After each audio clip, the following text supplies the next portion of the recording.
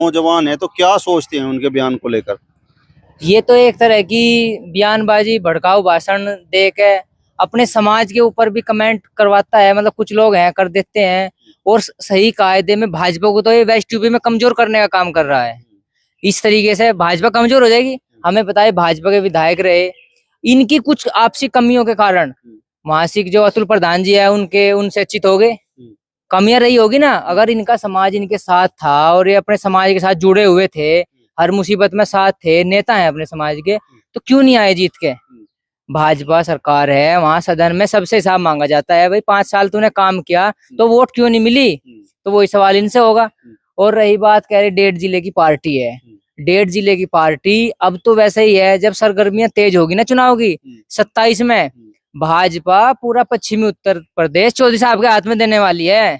ये शायद आप लोगों को ना पता हो। और हर टिकट का निर्णय चौधरी साहब लेंगे, और तब पता चल जाएगा। अगर नाक नारा गड़वा दी तो हम भी चौधरी नहीं है। रही बात राजपूत समाज की, वो समाज सभ्य समाज है। इसे ये जो टिप्पणी है या कमेंट है, ये किस समाज पे नहीं है, ये एक ऐसे इंसान पे है जिसे सामाजिक ज्ञान ही नहीं है। सामाजिक ज्ञान नहीं है, किसी ये नहीं पता किस पे क्या कमेंट करनी क्या नहीं। अरे जयंत चौधरी तो बहुत बड़ी चीज है। वो संजीव बालियान से ही देख लो। संजीव बालियान 2-3 बार नाक रगड़वा दी और फिर संजीव बालियान की वहीं जाएगा। तो ये बड़ी चीज है। जयंत चौधरी तो एक चट्टान है। एक कीड़ी हाथी को घेर सकती है, मगर चट्टान का कुछ नहीं बिगाड़ सकती। तो हमारा तो यही कहना है। बाकी 2027 में आपके सामने परिणाम होगा। ऐसा भी हो सकता है कि चौधरी साहब के भाजपा में रहने के बाद यूं छोड़ के भी भाग सकता है, क्योंकि हालात ऐसे ही है। क्योंकि कौन चाहेगा कि मेरी किसी कार्यकर्ता से या किसी विधायक के कारण छवि खराब हो? भाजपा बढ़िया वो कर रही है, हरियाणा में बढ़िया प्रमोशन करा। तो ये बता दूं, ये तो भाजपा से खुद पे खुद दरकिनार कर दिया।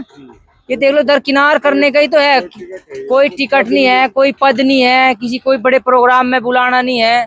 तो स्पष्ट दिख रहा, हम तो कुर्बानी देने वाले लोग हैं, मेहनती लोग हैं। और भगत सिंह का नाम आज के टाइम में ऐसा नहीं है कि कोई 36 बिरादरी में कोई ना जानता हो, तो उसी के नाम से है। देख लो आप, कुर्बानी दी 23 साल की उम्र में। जिसके खून में इतना जोश हो तो वो किससे मिल सकता है?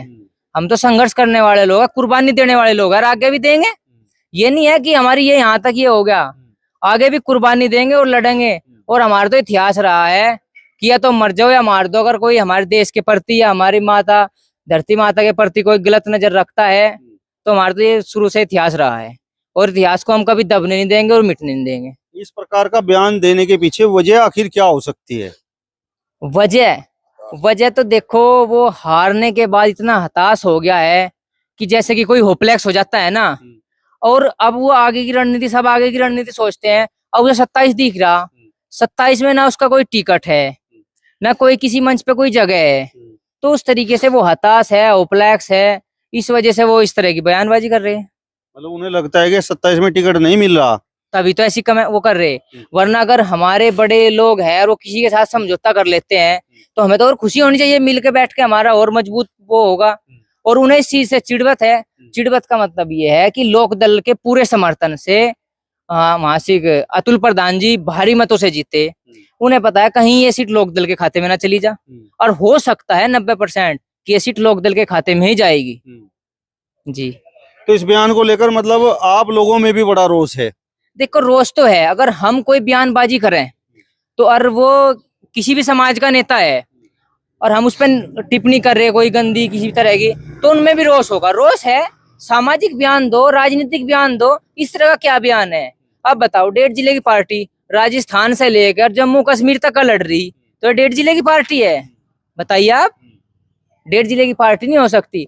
और दूसरी चीज है, ये भागी तो अलग अलग हो गए है। तो लोक दल बिहार से लेकर हरियाणा, पंजाब, गुजरात, सारे में चौधरी साहब के टाइम पे हर जगह पार्टी चुनाव लड़ती थी। तो समय का खेल है, आने वाला टाइम देख लियो। अगर 35 विधायक से कम आ गए उत्तर प्रदेश में, तो नाम बदल दिया हमारा। और 35 विधायक का मतलब ये है कि बहुत ऊंची पहुंच पे।